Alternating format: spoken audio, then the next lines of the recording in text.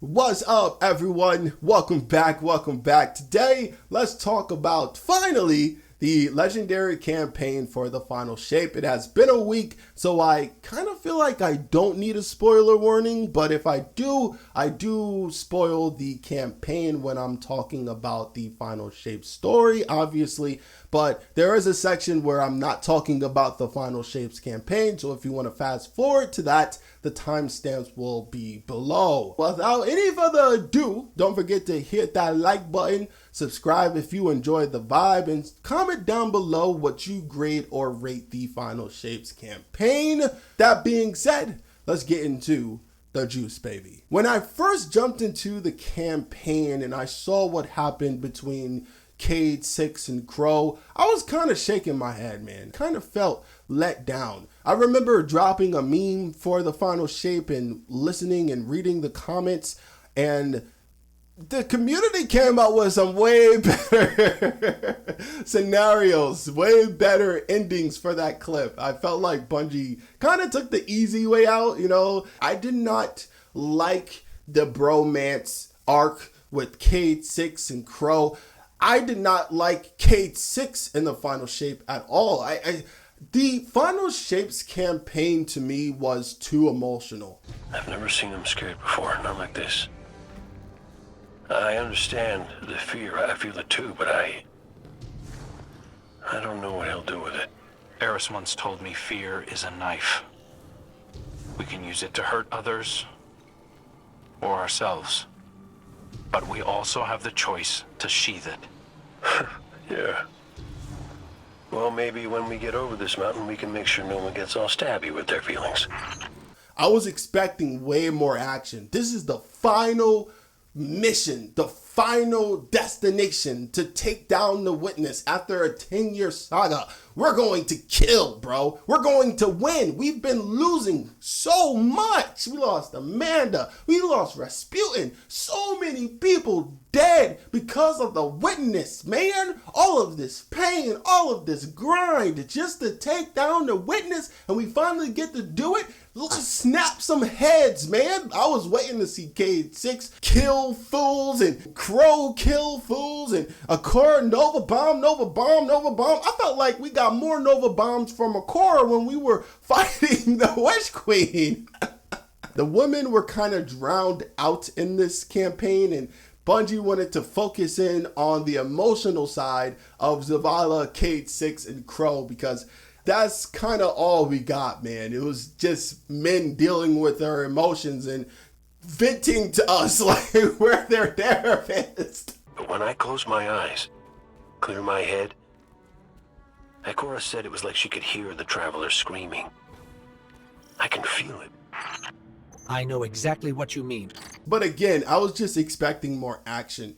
Cayde, Six, Crow, Zavala, all that they did was beautiful, but I feel like they were being led by their emotions, because emotions tend to be all over the place. And I felt like Cayde, Six was all over the place. Like, he seemed so confident in his decision with Crow and making him his friend. But once you dug deep into Cayde, Six, it seemed like he was a little bit broken, a little confused about coming back to life and whatnot. And he just didn't seem like himself. You know, it kind of took him a while to build up to his old self, but you can tell that he just wasn't the same. And then Zavala having his mental breakdown, it seemed like, or emotional breakdown, where he's like, we have to embrace the darkness, forget everybody and what you're saying, I don't want to hear you, we have to do what I want you to do. And then he was like having this like back to back with Ikora. It just seems so immature for Zavala as a character. Like, he's supposed to be this leader,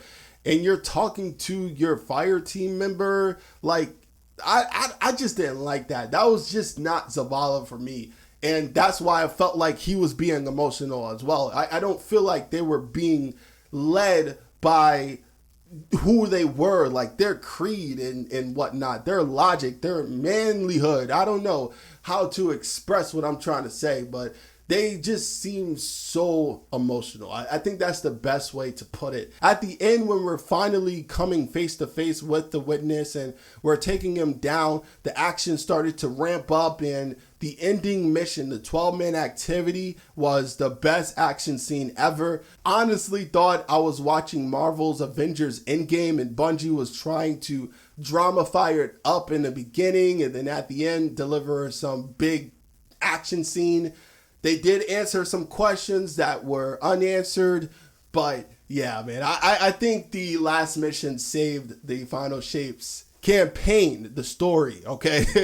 Honestly, at least for me, I don't know about you, but that final mission was definitely amazing. I thought it was pretty cool for Cayde 6 to find a way to off himself because in the campaign it seemed like Cayde 6 wanted to die. Like, he didn't want to be resurrected. He wanted to just be in peace. Like, let me go, bro. Like, let me go. I don't want to be here. So him being able to find a good purpose for himself and finally rest, I thought that was pretty dope.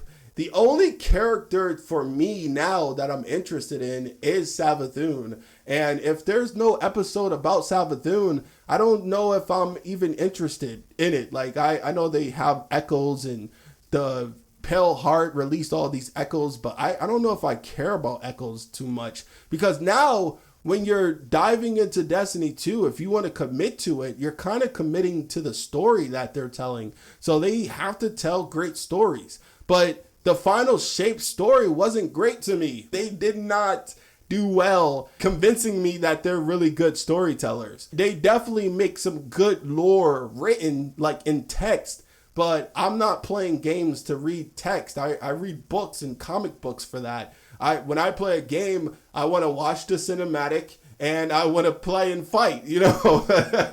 All I learned is that Bungie is the same storytellers, and they're still trying to find their way in telling their stories. So hopefully with these episodes, they can practice. People have been talking about Destiny 3. I don't know if it's going to happen, but if it does happen, they'll be better storytellers by then. So that is the story about the Final Shape. That's how I felt about it. The characters fell flat for me, and that kind of spoiled the entire story for me, basically. That's to sum it up. Another piece that spoiled the Legendary campaign for me was the enemy AI, man. Like, bro, sis, it was beautiful. Everything, the mechanics, everything. Boss fights, I was satisfied with it. I was super happy about what they had done with the campaign, especially how they delivered it to us. You know, it's not like their standard way of making missions, right? They kind of put us on the Pale Heart, and they gave us everything on the Pale Heart, even the Legendary campaign. So I thought that was a really good shift, a really good change.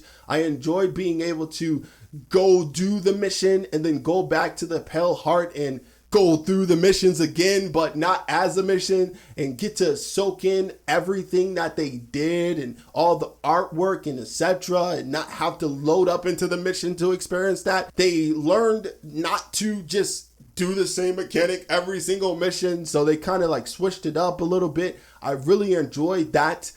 The Pale Heart, when you're exploring as well, like, those mechanics are just beautiful. So I appreciate all that they have done. Everything that they have done is great. It starts to suffer when your enemy AI is just super dumb. There were times when I was doing a mission and I would literally run into the vicinity of the enemies. I was like up in their faces and they were not doing anything to me. They were just like twirling around or just standing there.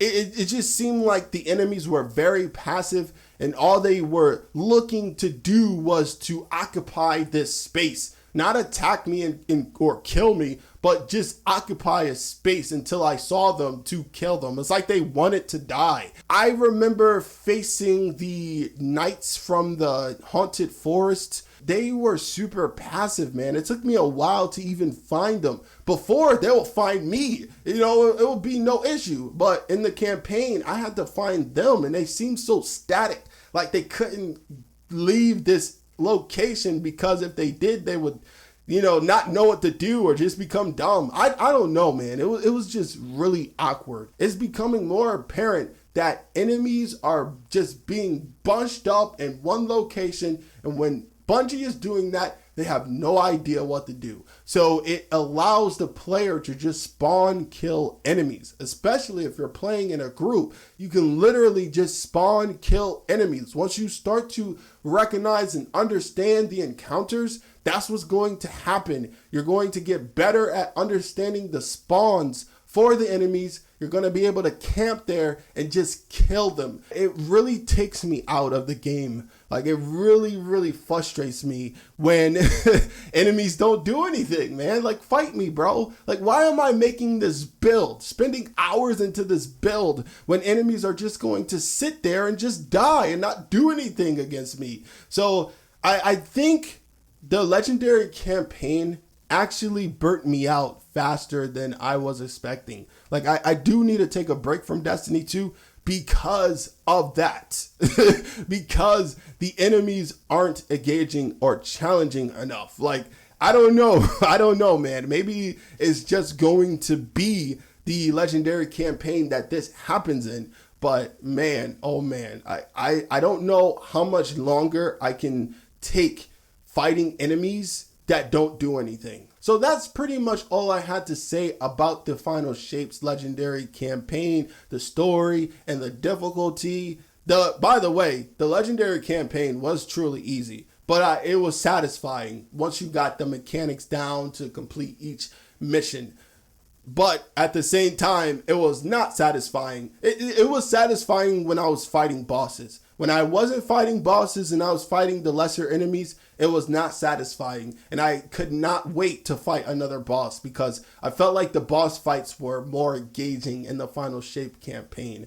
It was kind of reminiscent to the boss fights in the Witch Queen. It wasn't as aggressive as the bosses in the Witch Queen, but it was right up there, or at least the mark that I wanted it to be at. I hope you all enjoyed today's video, and I'll see you in the next one, baby. Peace and one love.